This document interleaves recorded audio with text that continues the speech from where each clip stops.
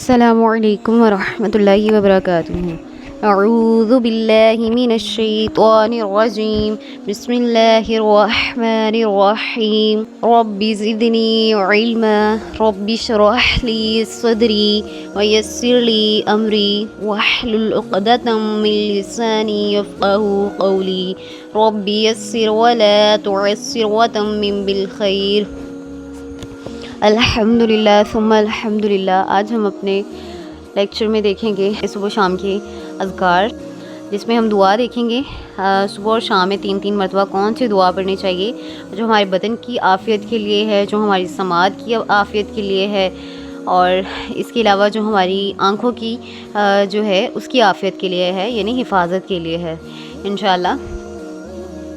اعوذ باللہ من الشیطان الرجیم، اللہم عافنی فی بدنی، اللہم عافنی فی سمعی، اللہم عافنی فی بصری، لا الہ الا انت، اللہم انی اعوذ بک من الکفر والفقر وَأَعُوذُ بِكَ مِنْ عَذَابِ الْقَبْرِ لَا إِلَٰهَ إِلَّا أَنْتَ۔ ابو داؤد احمد کی یہ روایت ہے۔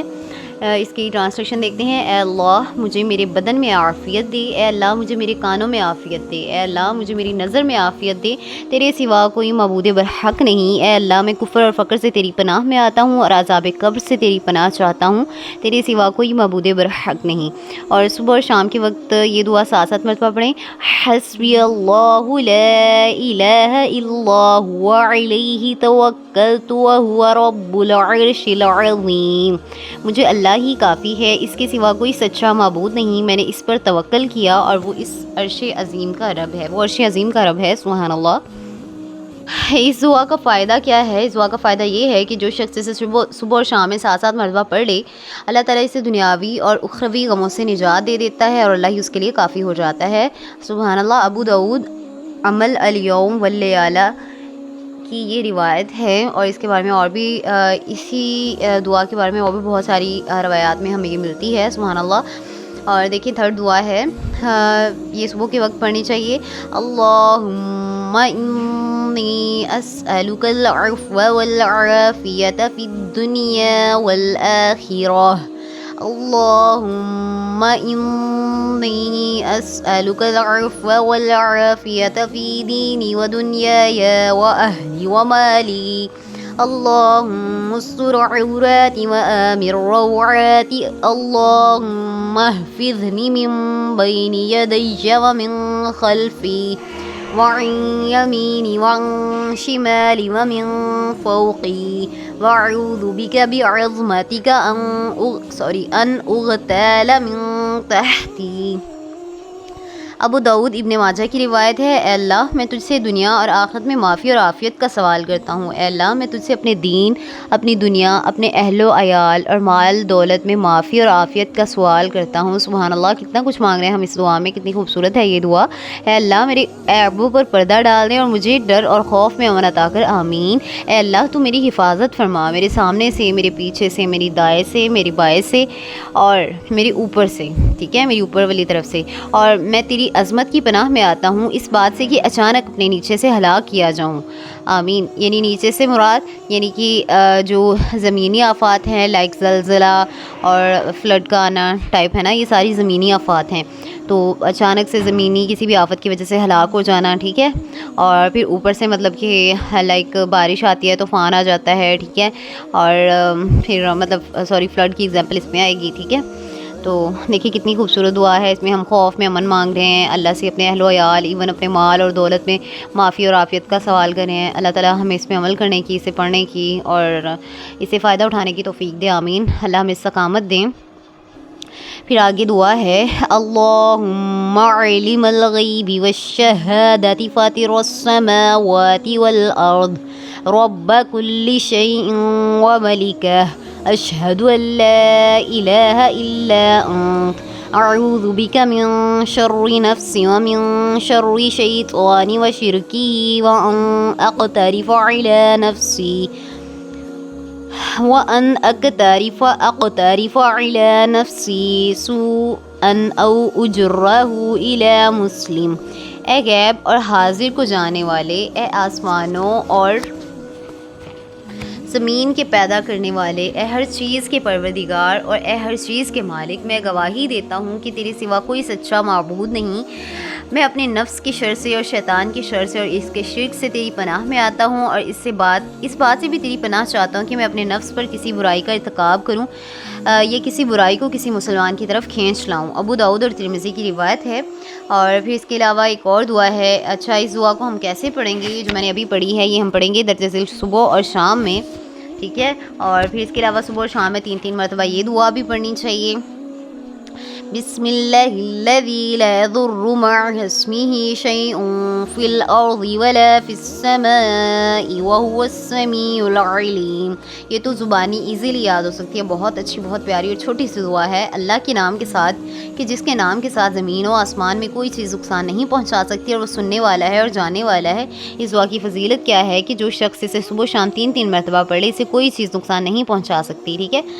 ایون کہ ہم اگر اسے مطلب ایک چھوٹے انسیکٹس ہوتے ہیں نا، ان کی وجہ سے بھی پڑھ لیں، ہے نا، تو دیکھے گا کہ توکل جو ہوتا ہے نا وہ اتنی عظیم نعمت ہے کہ ہم ان سے بھی بچ جاتے ہیں۔ سبحان اللہ۔ یہ ابو داؤد اور ترمذی، ابن ماجہ، الحاکم کی روایت ہے۔ اور پھر اس کے علاوہ ایک اور دعا ہے جسے صبح شام میں 3 مرتبہ پڑھا جائے گا۔ آج کا لیکچر تھوڑا سا لینتھی ہے اور تھوڑی سی زیادہ دعائیں میں بتا رہی ہوں۔ رضیت باللہ ربا وبالاسلام دینا وبمحمد نبیا۔ میں اللہ کو رب ماننے اور اسلام کو دین ماننے اور محمد صلی اللہ علیہ وآلہ وسلم کو نبی ماننے پہ راضی ہوں۔ اس کی فضیلت کیا ہے کہ جو شخص اسے صبح و شام میں 3 مرتبہ پڑھ لے، اللہ پر واجب ہو جاتا ہے کہ وہ اسے قیامت والے دن راضی کرے۔ سبحان اللہ، کتنی خوبصورت دعا ہے۔ اللہ ساری دعائیں بہت خوبصورت ہیں ماشاءاللہ۔ ابو داؤد اور ترمذی کی یہ روایت ہے۔ اسی طرح یہ دعا بھی صبح شام پڑھنی چاہیے۔ یا حی یا قیوم برحمتک استغیث اصلح لشأنی کلہ ولا تکلنی الی نفسی طرفۃ عین۔ اور اے وہ جو کہ زندہ ہے، اے زمین و آسمان کو قائم رکھنے والے، میں تیری رحمت کے ساتھ مدد کا طلبگار ہوں۔ میرے تمام معاملات کو میرے لیے درست کر دے اور مجھے ایک پل کے لیے بھی میرے نفس کے حوالے نہ فرما۔ حاکم نے اسے صحیح کہا ہے اور ذہبی نے اس کی موافقت کی ہے۔ اور یہ بہت پیاری دعا ہے کہ اللہ مجھے، دیکھیں کہ اس میں اللہ سے مدد طلب کی جا رہی ہے، کس کے لیے؟ کہ اللہ میرے تمام معاملات کو درست کر دے اور مجھے میرے نفس کے حوالے نا ایک پلک جھپکنے کے برابر بھی مت کیجیے گا، کیونکہ جب انسان ایک پلک جھپکتا ہے نا، اتنے میں اگر وہ اپنے نفس کے حوالے کر دیا ہو جائے تو اپنے نفس کے شر کی وجہ سے اتنا زیادہ کچھ برا کر سکتا ہے کہ آپ امیجن نہیں کر سکتے۔ میں بھی اب آپ نے کیا کرنا ہے کہ آپ نے نا خود اپنا محاسبہ کرنا ہے۔ محاسبہ کیسے کرنا ہے کہ جب انسان اپنے نفس کے شکنجے میں آ جاتا ہے نا، تو بہت سی بری سوچیں سوچ رہا ہوتا ہے، ایون کہ اس پہ عمل کرتے ہوئے ٹائم نہیں لگاتا، منٹوں سیکنڈز میں، اور وہ برا کام کر دیتا ہے، اور پھر اسے افسوس، شرمندگی، بہت کچھ ہوتا ہے کہ کاش میں نے یہ نہ کیا ہوتا۔ لیکن کیا ہے کہ تب وہ اپنے نفس کے غلبے میں آ گیا اور اس کے نفس نے اسے جکڑ لیا اور کیا کیا، اسے برائی پہ آمادہ کیا اور اسے وہ برائی کر گزرتا ہے۔ لیکن اگر ہم اپنے نفس کے لیے یہ دعا پڑھ لیں گے تو اللہ سبحانہ تعالیٰ ہمیں جو ہے وہ اپنی حفاظت میں لے لیں گے اور ہمیں بچا لیں گے انشاءاللہ۔ پھر اس کے علاوہ ہے اصبحنا علی فطرۃ الاسلام وکلمۃ الاخلاص ودین نبینا محمد وملت ابینا ابراہیم حنیفا مسلما وما کان من المشرکین۔ ہم نے فطرت اسلام، کلمہ اخلاص اور اپنے نبی صلی اللہ علیہ وآلہ وسلم کے دین اور اپنے باپ حضرت ابراہیم علیہ السلام کی ملت پر صبح کی۔ وہ شرک سے اعراض کرنے والے تھے، مسلمان تھے اور مشرکین میں سے نہ تھے، یعنی صبح اور شام 100 مرتبہ سبحان اللہ وبحمدہ پڑھیں۔ اور اس کی فضیلت یہ ہے کہ جو شخص اسے صبح و شام 100 مرتبہ پڑھ لے، قیامت والے دن کوئی شخص اس سے افضل عمل نہیں لا سکے گا سوائے اس شخص کے جو اس آدمی کی طرح اسے پڑھتا تھا، یہ اس سے زیادہ عمل کرتا تھا۔ نیز اس کی ایک اور فضیلت یہ بھی ہے، اس آدمی کی تمام گناہ خواہ سمندر کی جھاگ کے برابر کیوں نہ ہو معاف کر دیے جاتے ہیں۔ سبحان اللہ، کتنا چھوٹا سا عمل ہے، سبحان اللہ وبحمدہ تو پڑھنا ہے۔ دیکھیں کتنا پیارا سا چھوٹا سا لفظ، ہم چلتے پھرتے سے ایزیلی 100 مرتبہ پڑھ سکتے ہیں۔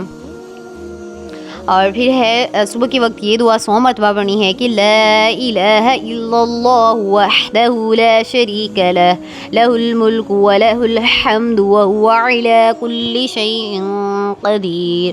اور اسے پڑھنے کے فضائل درج ذیل بہت سارے ہیں، جو ہے کہ اسے 100 مرتبہ پڑھنا 10 گردنوں کو آزاد کرنے کے برابر ہے، اور اس کے لیے 100 نیکیاں لکھ دی جاتی ہیں اور اس کے 100 گناہ معاف کر دیے جاتے ہیں. اور یہ دعا شام ہونے تک اس کے لیے شیطان کے سامنے قلعہ بنی رہتی ہے. سبحان اللہ. اور یہ دعا ہمیں آتی بھی ہے اور آسان بھی ہے. الحمدللہ الحمدللہ ثم الحمدللہ. اور پھر صبح شام میں 3 مرتبہ اس دعا کو پڑھیں گے. سبحان اللہ وبحمدہ عدد خلقہ ورضا نفسہ وزینۃ عرشہ ومداد کلمہ.